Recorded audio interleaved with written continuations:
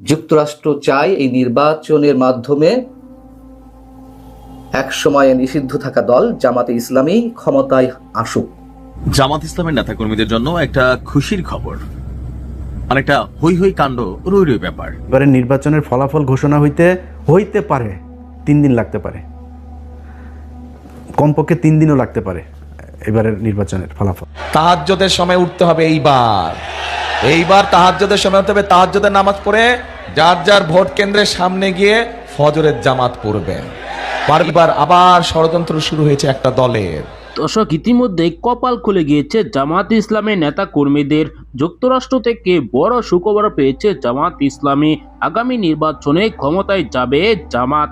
ইতিমধ্যে যে বিস্ফোরক এক তথ্য দিয়েছেন ওয়াশিংটন পোস্ট, সেই ভিডিওটি আপনারা দেখলে চমকে যাবেন কিভাবে জামাত ইসলাম ক্ষমতায় আসছে। এমনকি ইতিমধ্যেই গভীর রাতে ভোট চুরির পরিকল্পনা ফাঁস করেছে তারেক রহমান। আগামীতেও ভোট চুরি হতে পারে। দর্শক, এ নিয়ে তোলপাড় সৃষ্টি হয়েছে, ভিডিওতে দেখতে পারবেন। না টেনে দেখবেন, একটি লাইক করে আমার সাথেই থাকবেন।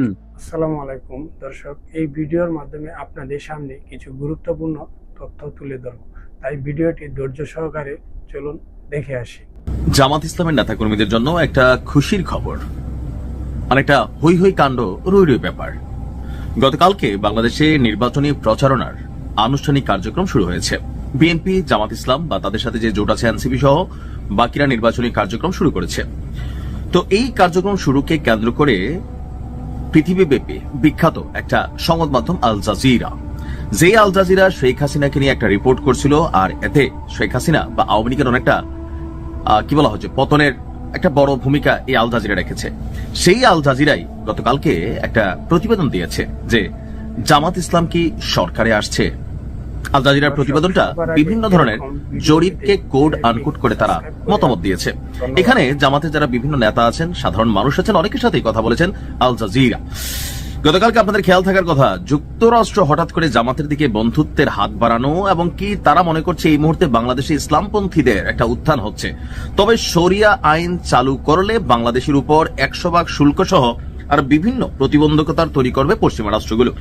তো এমন অবস্থায় জামাতও হঠাৎ করে ঘোষণা দিল যে তারা শরিয়া আইন চালু করবে না, আর এ নিয়ে আলোচনা আছে, সমালোচনা আছে। তো সবকিছু ছাপিয়ে আল জাজিরার এই প্রতিবেদন যুক্তরাষ্ট্রের বন্ধুত্বের হাত বা সর্বশেষ ইউনিভার্সিটি লেভেলে যে নির্বাচনগুলো হয়েছে, ছাত্র সংসদ, সেখানে ছাত্র শিবিরের সমর্থিত প্যানেলের নিরঙ্কুশ বিজয়, সবকিছু মিলিয়ে একটা বার্তা তৈরি করছে পশ্চিমাদের কাছেও যে বিএনপির প্রধান প্রতিপক্ষ হচ্ছে এবার জামাত। আর জামাতেরও এখানে বিভিন্ন তথ্যপত্র যতটুকু বোঝা যাচ্ছে যে এবার ক্ষমতায় যাওয়ার চান্স আছে জামাত ইসলামের। তবে জামাতের সাথে যারা জোট বেঁধেছেন এখানে শক্তিশালী হিসাবে এনসিপি তেমন শক্তিশালী কেউই না, আর বাকি যারা আছে ততটা মেরুদণ্ড আছে আমার কাছে এমন কোন দল চোখে পড়ে নাই। তবে জামাতের যে নিজস্ব ভোট কেন্দ্র বা জামাত যে একজন করেন তার পরিবারের সবাই কিন্তু জামাতেরই ভোটার হয়, অন্যান্য দল এটা নাই। তো সবকিছু মিলিয়ে আমরা যদি দেখি, গেল কয়েক মাস আগে যুক্তরাষ্ট্র ভিত্তিক ইন্টারন্যাশনাল রিপাবলিক ইনস্টিটিউট তারা গত ডিসেম্বর মাসে একটা জরিপ করেছিল। বিএনপির জনসমর্থন তখন ছিল 33% আর জামাতের ছিল 29%। এরপর আপনার institute of law and diplomacy international এবং জাগরণ ফাউন্ডেশন সহ শীর্ষস্থানীয় বাংলাদেশি সংস্থাগুলোর আরেকটা জরিপ চলেছিল, যেখানে বিএনপি 34.7% এবং জামাত 33.6%। অর্থাৎ অল্প দিনের মধ্যে বিএনপির কাছাকাছি আপনার জামাতের অবস্থান কিন্তু আমরা দেখলাম যে এগিয়ে এসেছে।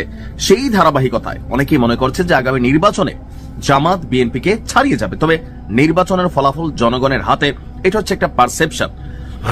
আমরা যদি এরপর দেখি যে এখানে জামাতের যিনি একজন নেতা আছেন তাহের সাহেব, তো তিনি আপনার আল জাজিরাকে দেওয়া সাক্ষাৎকারে তারা বলছেন যে এই পুনরুত্থান কেবল বছরের পর বছর দমনের বিরুদ্ধে জনগণের সহানুভূতি নয়, বরং দেশের প্রতিষ্ঠিত রাজনৈতিক ব্যবস্থার প্রতি এক ব্যাপক মোহভঙ্গের প্রতিফলন।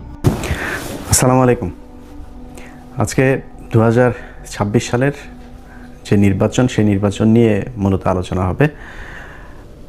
নির্বাচনে আগেই বলেছি যে এবার আমি নির্দিষ্ট কোনো দলের পক্ষে আমার কোনো অবস্থান থাকবে না, তবে অবশ্যই যা ঘটে, যেটা ঘটছে, যা ঘটবে সামনে আল্লাহ যদি বাঁচিয়ে রাখেন, সেটা নির্বাচন পর্যন্ত, নির্বাচনের ফলাফল পর্যন্ত আপনাদের প্রতি মুহূর্তের আপডেট জানানোর চেষ্টা করবো ইনশাআল্লাহ।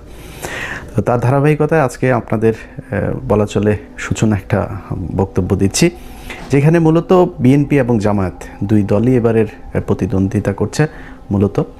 তো তাদের ভেতরে কাদের অবস্থান কেমন আছে, ক্ষমতায় কারা যেতে পারেন, কেন যেতে পারেন, বা আপনার কাকে পছন্দ করা উচিত, সমর্থন দেওয়া উচিত ইনডিরেক্টলি, সেটারও কিছু ইঙ্গিত আমার এই ভিডিওতে থাকবে।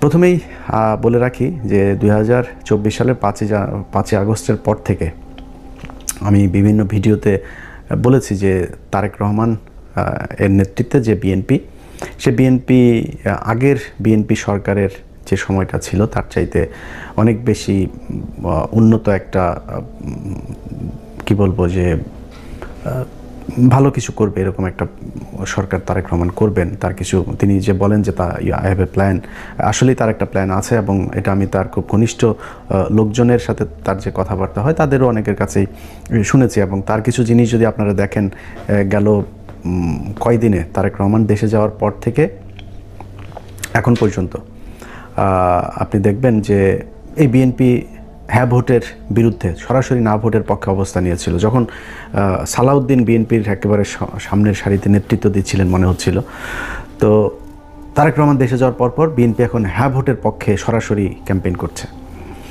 তারপরে কিছু কিছু জায়গায় আবার বলা হচ্ছে যে বিএনপি এই বিসমিল্লাহ সরিয়ে দেওয়া হচ্ছে সংবিধান থেকে, এই হ্যাঁ ভোটের পক্ষে ভোট দিলে। একদম মিথ্যা একটা কথা। সংবিধানের যেসব অনুচ্ছেদগুলো পরিবর্তন করতে চায়, সংস্কার করতে চায়, একমাত্র সেই অনুচ্ছেদগুলো নিয়ে কথা বলা হচ্ছে। বিসমিল্লাহ এটা প্রস্তাবনায় আছে, এটা নিয়ে কোনো আলোচনা হয় না, এটাতে টাচই করে নেই, এটার কোনো সংস্কার চায় না, যে কারণে ওই আলোচনা এই ইয়েতে নেই। তো এটাকে বোঝানো হচ্ছে যেহেতু এই সংস্কারের এই জায়গায় নেই, সংস্কার এই জায়গায় থাকবে না, তো পুরো সংবিধান তো সংস্কার করা হচ্ছে না, সংবিধান তো আর বাতিল করে দেওয়া হচ্ছে না, সংবিধান এই সংশোধন করার একটা বিল আনার পক্ষে কাজ করছে।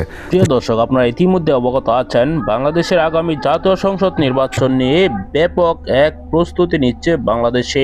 এ নিয়ে আন্তর্জাতিক মহলে কিন্তু তারা একের পর এক তথ্য দিচ্ছে, বাংলাদেশের রাজনৈতিক পর্যবেক্ষণ করে তারা কিন্তু ঘোষণা দিচ্ছে। ইতিমধ্যে জানা যাচ্ছে যে নিষিদ্ধ দল ছিল জামায়াত ইসলামী, সেই নিষিদ্ধ দল যখন 5 আগস্টের পর তারা উঠেছে, তারপর এখন তারাই ক্ষমতায় যাবে। এবারে নির্বাচন হবে খুবই চ্যালেঞ্জিং। ইতিমধ্যে যে ঘোষণা দিয়েছে তারেক রহমান তার নেতাকর্মীদের বলেছে 12 ফেব্রুয়ারি যেন তাহাজ্জুদের নামাজ পড়ে ভোট কেন্দ্রে যাওয়া হয়, কেননা স্বৈরাচারের আমলে যেভাবে ভোট চুরি করা হয়েছে এই নির্বাচনেও এভাবে ভোট চুরি করার পরিকল্পনা করছে জামাত। এরকম বক্তব্য দেওয়ার পর রীতিমতো তোলপাড় সৃষ্টি হয়েছে। দর্শক, আগামী জাতীয় সংসদ নির্বাচন কোন দল বিজয় হলে দেশ নিরাপদ থাকবে, এই ভিডিওতে আপনারা একটি কমেন্ট করে যাবেন। দর্শক, সবার আগে এরকম ভিডিও পেতে চ্যানেলটি সাবস্ক্রাইব করে রাখুন। ধন্যবাদ।